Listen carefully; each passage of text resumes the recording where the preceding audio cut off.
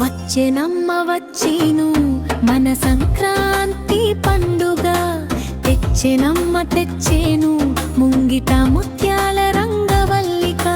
ముచ్చటైన 3 రోజుల మురిపాల వేడుక, తెలుగులో గిళ్ళలుండేను పండగ కానుక.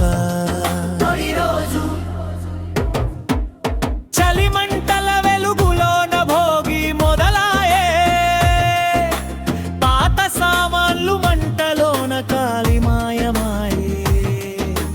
తెల్లవారు జామునే భోగి మంటల వేగి, ఇంటి ముందర గొప్పెమ్మల అందాల జోడి.